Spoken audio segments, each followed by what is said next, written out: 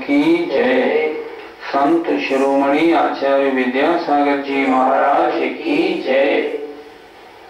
कल की पाठशाला में हमने काल चक्र को समझा था, भरत क्षेत्र के 6 खंडों को समझा था, कहाँ कैसी व्यवस्था रहती है, देव कुरु, उत्तर कुरु, जघन्य और मध्यम भोग भूमियां कहाँ होती हैं, ये कल समझ लिया था।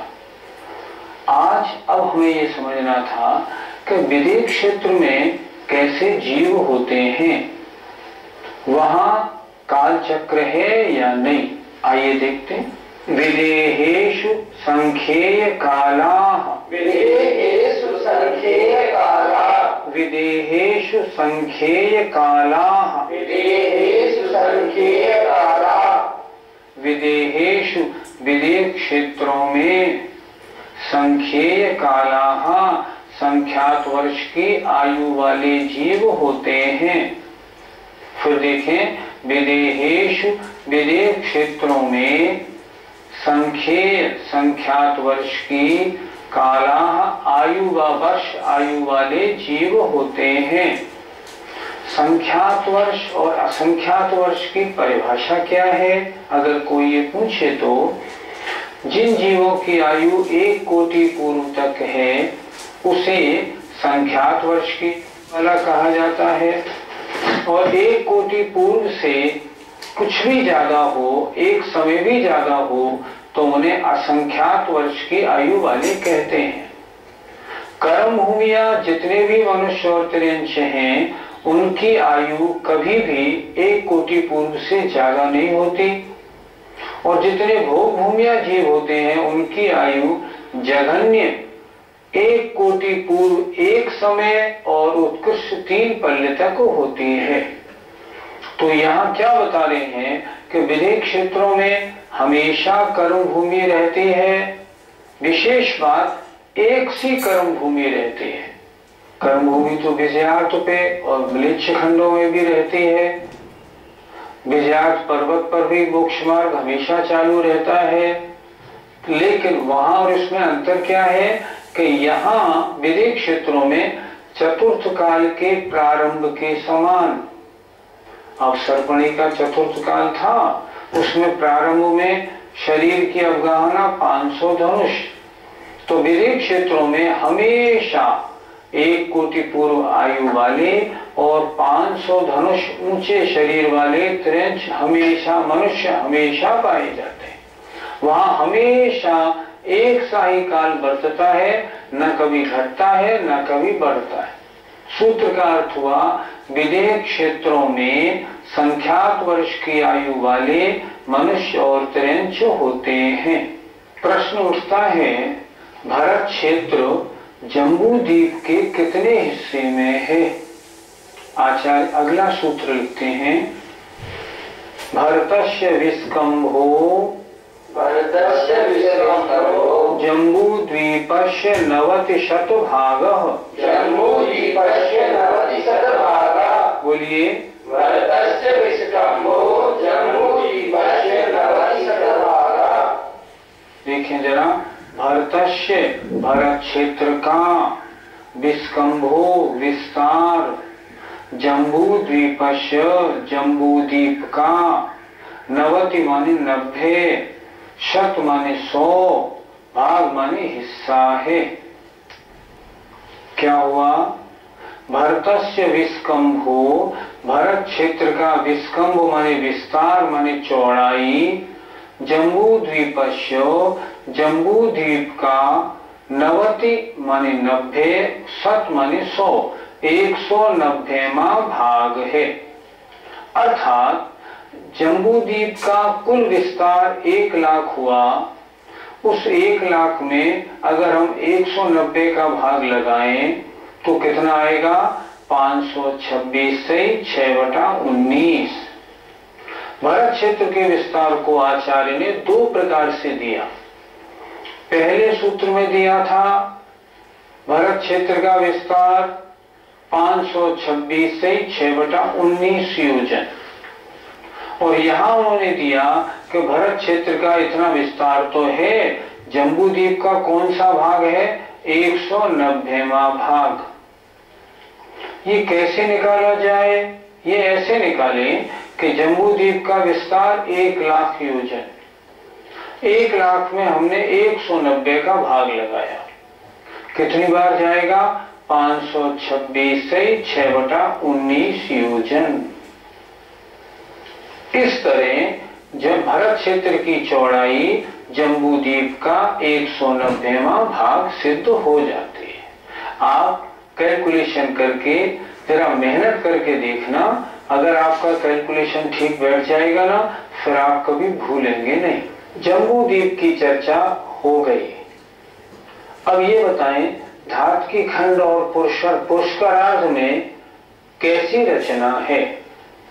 आचार्य सूत्र लिखते हैं, द्विधात की खंडे। द्विधात की खंडे। बोलिए, द्विधात की खंडे। धात की खंड द्वीप में दूनी दूनी रचना है। विस्तार की बात नहीं हो रही है, या कह रहे हैं दूनी दूनी रचना है। अर्थात जम्बूद्वीप में 1 मेरु है तो धात की खंड में 2 मेरु हैं। जम्बूद्वीप में 7 क्षेत्र हैं तो धात की खंड में 14 क्षेत्र हैं। जम्बूद्वीप में 6 पर्वत हैं तो धात की खंड में 12 पर्वत हैं। जम्बूद्वीप में 6 तालाब हैं तो धात की खंड में 12 तालाब हैं। इस तरह जितनी रचना जम्बूद्वीप में है, द्विर अर्थात धात की खंड में उससे दूनी दूनी रचना है। इसको समझने के लिए आइए हम नक्शा देखते हैं। ये जम्बूद्वीप है, इसके चारों ओर ये लवण समुद्र है, इसके चारों ओर ये जो द्वीप है ये इसे कहते हैं धात की खंड द्वीप। ये कितना बड़ा है? पूरा गोलाकार है, यहां से यहां तक ये पूरा धात की खंड द्वीप है। इसके बाद में आता है ये कालोदधि समुद्र। सूत्र क्या है? द्विधात की खंडे, धात की खंड में दूनी दूनी रचना है। दूनी दूनी रचना से क्या तात्पर्य लेना? ये पूरा जो धात की खंड द्वीप है, इस धात की खंड में एक ये ईश्वाकार पर्वत है, एक ये ईश्वाकार पर्वत है, 2 ईश्वाकार पर्वत हैं सीधे। ईशु कहते हैं बाण, जो बाण के आकार के पर्वत हों। इन दोनों ईश्वाकार पर्वतों ने क्या किया? धात की खंड के 2 हिस्से कर दिए। ये पूर्व धात की खंड, ये पश्चिम धात की खंड, 2 धात की खंड हो गई। अब एक एक धात की खंड में जितनी रचना जम्बूद्वीप में है उतनी रचना होने से, 2 धात की खंड होने से सारी रचना दूनी दूनी हो जाती है। अब जरा इसको और समझ लेते हैं। अब ये है पूर्व धात की खंड। इसमें क्या है? देखिए, इसमें ये भरत क्षेत्र है, ये विजयार्क और ये हिमवन पर्वत, और ये है फिर महाहिमवन पर्वत, और ये निषद पर्वत, और ये दूसरा मेरु। ये नदियां भी सब इसमें दी हैं। इसी तरह से ये इसमें यहां से यहां तक 7 क्षेत्र इस हिस्से में हैं और 6 पर्वत हैं, हिमवन, महाहिमवन, निषद, नील, रुक्मिन और शिखरिन। ये इधर भरत क्षेत्र कहाँ आया? ये भरत क्षेत्र। ये हो गया ऐरावत क्षेत्र। ये किसका हुआ? पूर्व धात की खंड का। अब आए पश्चिम धात की खंड में। पश्चिम धात की खंड में भी इसमें ये भरत क्षेत्र, ये हिमवन, महाहिमवन, ये निषद, नील और रुक्मी और शिखरी, ये 6 पर्वत इधर भी हो गए। जितनी रचना, जितने क्षेत्र, पर्वत, तालाब, नदी जम्बू द्वीप में है उतनी पूर्व धात की खंड में है, उतनी ही पश्चिम धात की खंड में भी है। अब देखिए, ये पूर्व धात की खंड में एक गंगा और एक सिंधु, और पश्चिम धात की खंड में एक गंगा एक सिंधु। इसका मतलब क्या हुआ? इस पूर्व धात की खंड में 14 नदियां हैं और पश्चिम धात की खंड में भी 14 नदियां हैं। इधर एक मेरु था, इधर भी एक मेरु है, सुदर्शन, विजय और ये अचल मेरु। इस तरह सूत्र में दिया है द्विधात की खंडे, धात की खंड में जम्बू द्वीप से दुगनी दुगनी रचना है। तो यहाँ सब रचना दुगनी हो गई, क्षेत्र दुगने, पर्वत दुगने, तालाब दुगने, नदी सब दुगने दुगने है। ये सूत्रकार का कहना है। धात की खंड में कैसी रचना है हमें ज्ञात हुई। अच्छा, अब आगे पुष्करार्ध में कैसी रचना है जरा इसे बताइए।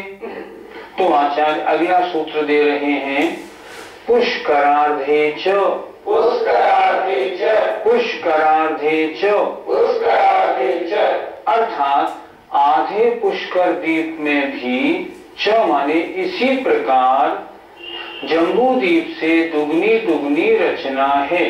सूत्र समझ लें, क्षेत्रों के विस्तार की बात नहीं हो रही है, सिर्फ संख्या की बात हो रही है। हम ये नहीं कहेंगे भरत क्षेत्र से और उन भरत क्षेत्रों का विस्तार दुगना है, नहीं, वो चर्चा नहीं है यहाँ। विस्तार तो बहुत बड़ा है, यहाँ चर्चा है संख्या दुगनी दुगनी है। पुष्करार्धे च, आधे पुष्कर द्वीप में भी च माने इसी प्रकार जम्बू द्वीप से दुगने दुगने क्षेत्र, पर्वत, तालाब, नदी हैं। किस प्रकार है ये हम नक्शे में देखते हैं। पुष्कर द्वीप, पुष्कर द्वीप कहां से कहां तक है? देखिए, ये जम्बू द्वीप, लवण समुद्र, धात की खंड द्वीप, कालो नदी समुद्र, और ये पुष्करवर द्वीप।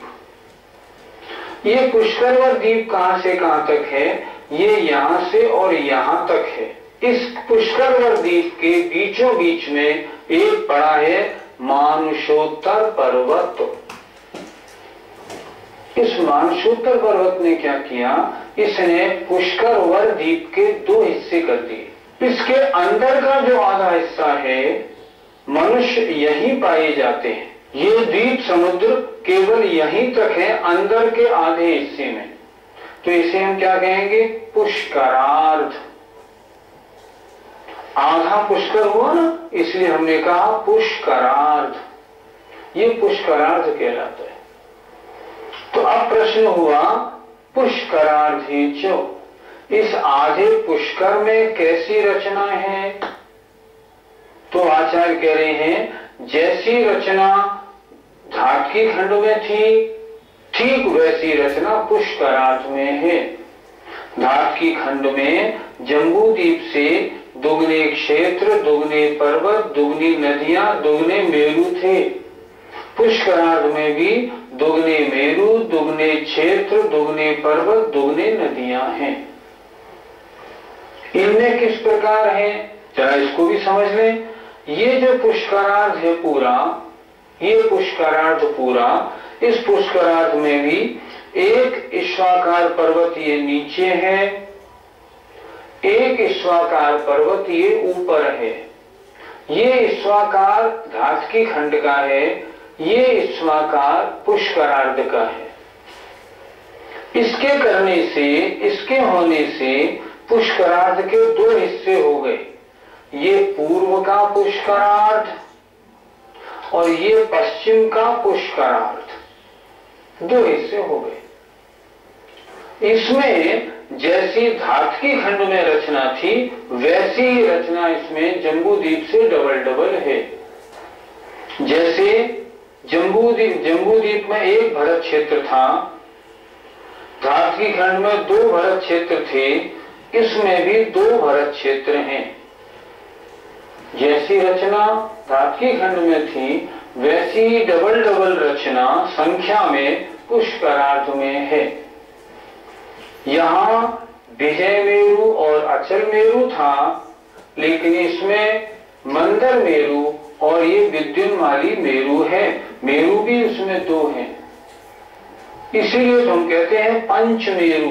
1 2 3, एक मेरु जम्बू द्वीप का, 2 धातकी खंड के और 2 मेरु पुष्करार्ध के, 5 मेरु हो गए।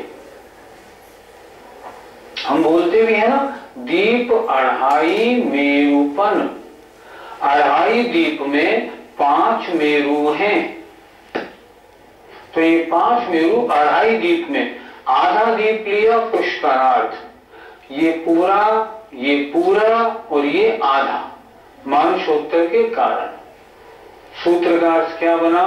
पुष्करार्धे च, पुष्करार्ध दीप में भी, च माने जम्बू द्वीप से दुगनी दुगनी रचना है, अथवा धात की खंड की तरह रचना है।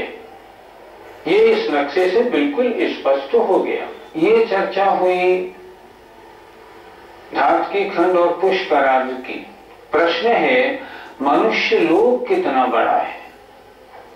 तो अगला सूत्र है, प्राण मानुषोत्तरान मनुष्याः, प्राण मानुषोत्तरान मनुष्याः, प्राण मानुषोत्तरान मनुष्याः। प्राण मानुषोत्तरान मनुष्याः।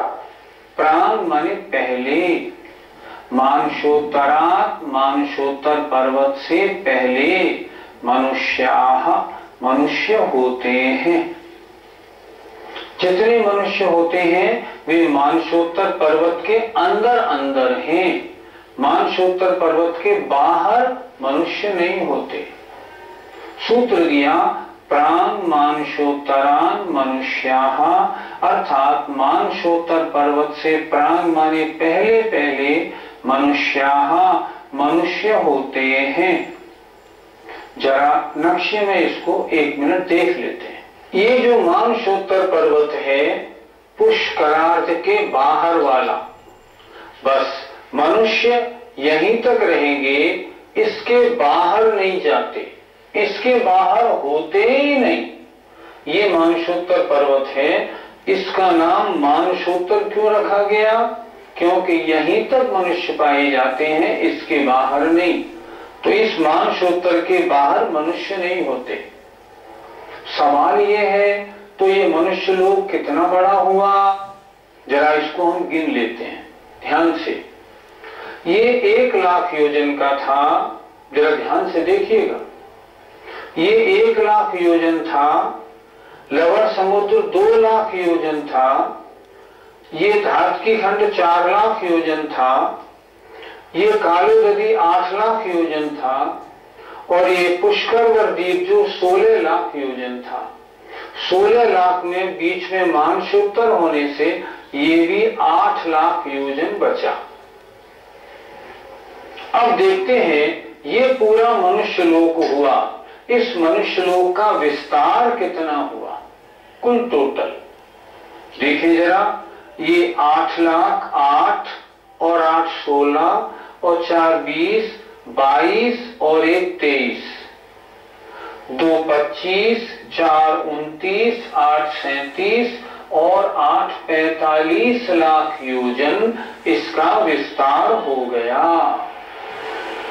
मतलब मध्यलोक में 45 लाख योजन गोल क्षेत्र मनुष्य लोक है, मनुष्य केवल इसी में पाए जाते हैं। इसीलिए सिद्ध शिला भी 45 लाख योजन गोल है, क्योंकि जो मनुष्य जहां होंगे वही तो मोक्ष जाएंगे। इसीलिए सिद्ध शिला और इसीलिए सिद्धालय, उसका भी जो विस्तार है वो 45 लाख योजन है।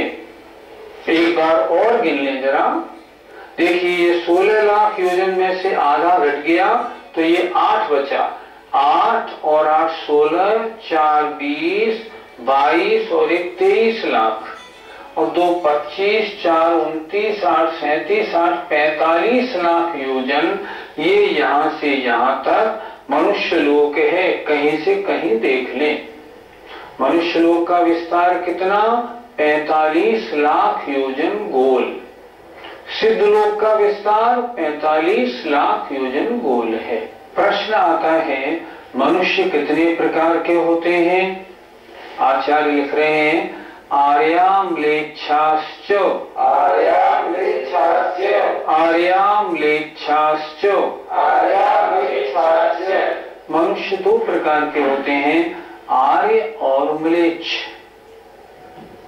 आर्य कौन होते हैं?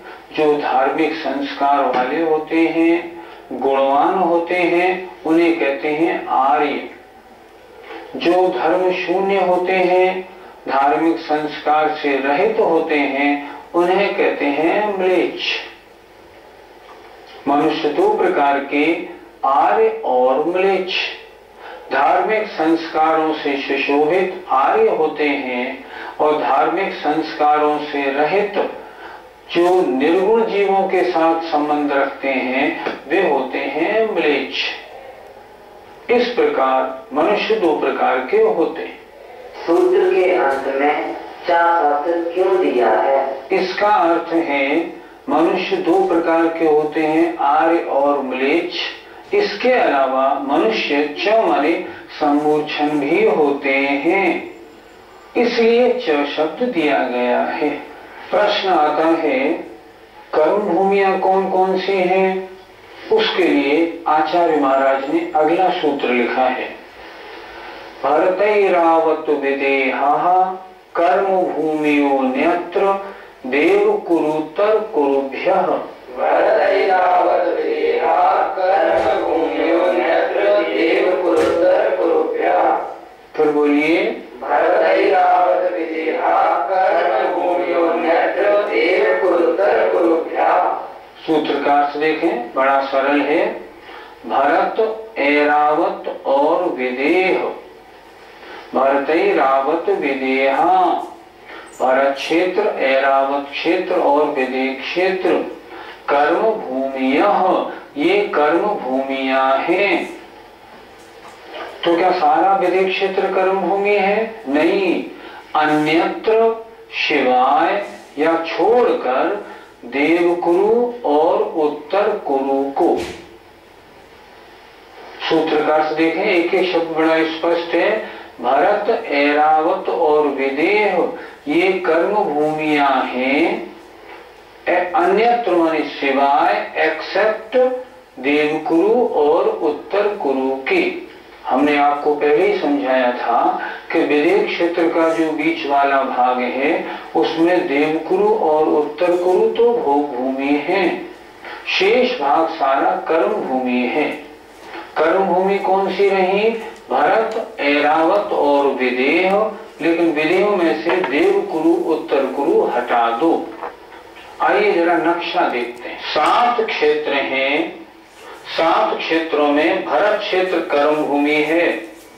ये तो जघन्य भोग भूमि रही, ये मध्यम भोग भूमि रही, ये उत्तम भोग भूमि रही। ये उत्तम भोग भूमि, ये मध्यम भोग भूमि, ये जघन्य भोग भूमि। ये ऐरावत क्षेत्र ये भी कर्म भूमि है। तो कर्म भूमि कौन कौन सी? भरत क्षेत्र और ऐरावत क्षेत्र।